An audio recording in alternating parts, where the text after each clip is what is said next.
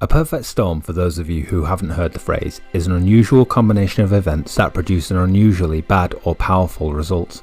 I think the perfect storm has occurred, and as a result we have the potential to see interest in Google Stadia increase dramatically in the near future. Personally, I've been watching Google Stadia from the sidelines with great interest for some time, but I never took the plunge until last week, and I don't regret my choice for a moment. Stick with me for a few minutes and I'll talk you through the strange combination of circumstances which I believe may see Stadia interest turn a corner. I'll discuss the stats and sales numbers, then the pros and cons for Stadia and some of the doubts surrounding the platform. I'll talk about my own recent experience with Stadia, and I'll also be making a case for why Google Stadia might be the right choice for you in the coming weeks and months if you're not already a fan. Bear with me, I will sweep over a number of topics to build the scenario I'm talking about, and then I'll draw it all together in a conclusion toward the end of the video. If you enjoyed the video or find it useful guys, please leave me a like and comment to let me know. It makes a massive difference to how the channel performs.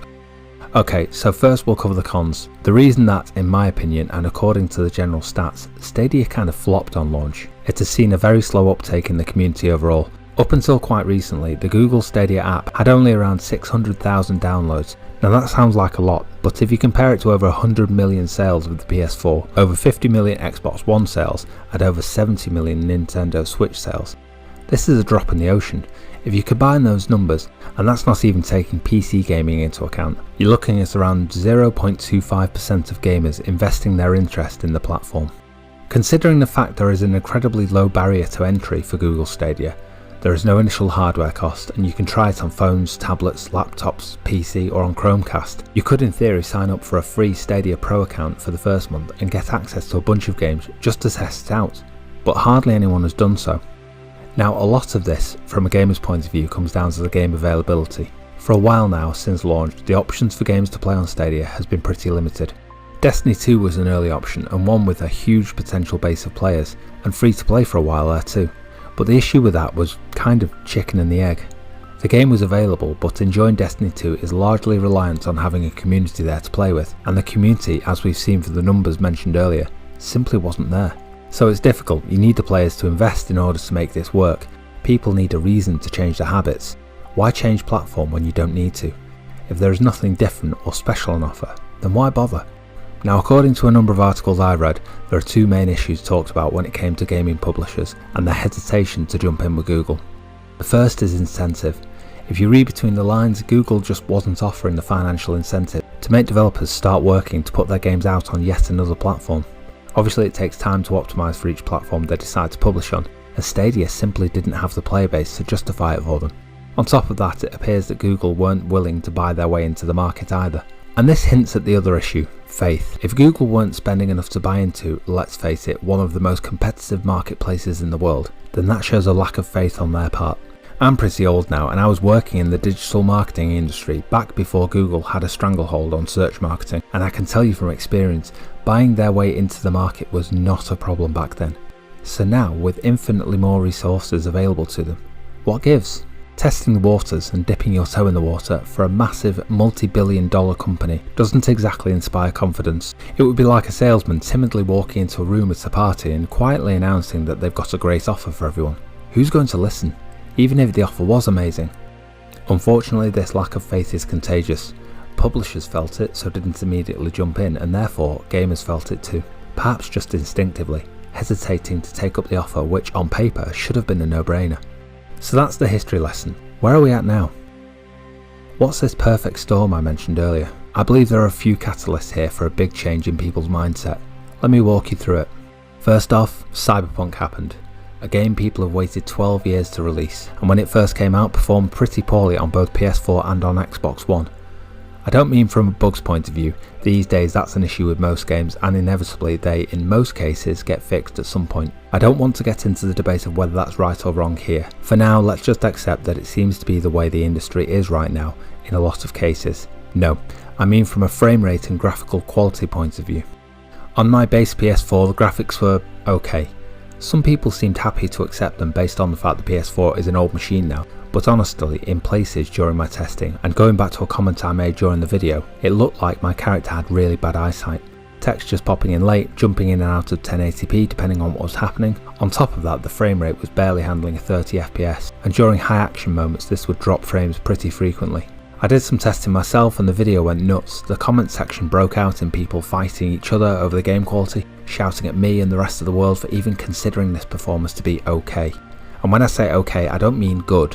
I mean it's passable if you're desperate to play the game and you're willing to accept the imperfections. That's of course down to the individual to make that choice. Eventually I found a better way, and we'll come to that shortly. Anyway, what surprised me was that a friend of mine and a fellow YouTuber who's part of the PC Master Race also did some testing. He tested with a GTX 1080 graphics card and eventually cracked and upgraded to an RTX 3080 and still was struggling to get what he considered to be a good frame rate at the top end of potential graphics settings. So it seems that Cyberpunk has been a little ambitious with what they wanted to achieve. It also seems that the marketing department did a poor job of managing expectations for those of us who don't have the absolute best hardware available. Some people have even gone so far as to call it fraudulent, a completely inaccurate representation of what an average gamer could expect. Now that brings me to a second point, the PS5 and the Xbox X release. Now the backlash that CD Projekt Red have received wouldn't be anywhere near as bad as it has been if the new console release had gone smoothly. But let's face it, that has been a train wreck for most people too. Part of that is down to the global pandemic, applying pressure to the entire world and shutting down offices and factories for months at a time. But also down to the scalpers, who have found a way to buy up vast swathes of the available stock and then put them back out for sale at double the price. Scumbags. Anyway, according to the figures, there have been around 2 million PS5 sales, which sounds like a lot, right? Well, if we circle back to the PS4 sales, over 100 million, again, you're looking at only 2% of PlayStation gamers who have actually managed to get a PS5. And in fact, it's most likely a lot less than that, given the scalpers are probably sat on a warehouse full of them. So let's see, we've got a global pandemic halting production of the latest console technology. We've got a retail industry that has been incapable of protecting the consumer from unscrupulous profiteers who are quite happy to buy up all the stock that is available and then sell it back to people at double the price. As a result, we've got people who simply can't access the best technology available, and that goes for top-end graphics cards too. We've got a game release that people have waited 12 years for, which in its current state demands the best technology to run well. That is the perfect storm. Unsatisfied consumers, an angry marketplace, unhappy children at Christmas, you get the idea. And what do Google do? They offer a free Google Stadia Premier package when you buy Cyberpunk 2077. The package included a Stadia controller and a free Chromecast if you bought Cyberpunk. Now on top of that, they also offered £10 off your first game purchase to get customers on board, which means you can buy the game cheaper than any other platform. Anyone would think Google knew what they were doing. It's almost like they knew this was coming, and I guess in hindsight you could see the writing on the wall. Anyway, before you get excited, I believe that Google have had to close their offer of a free Premier package due to an overwhelming response, which isn't surprising, but the £10 discount on your first game purchase is still available at the time of making this video. And the best thing? The game runs well.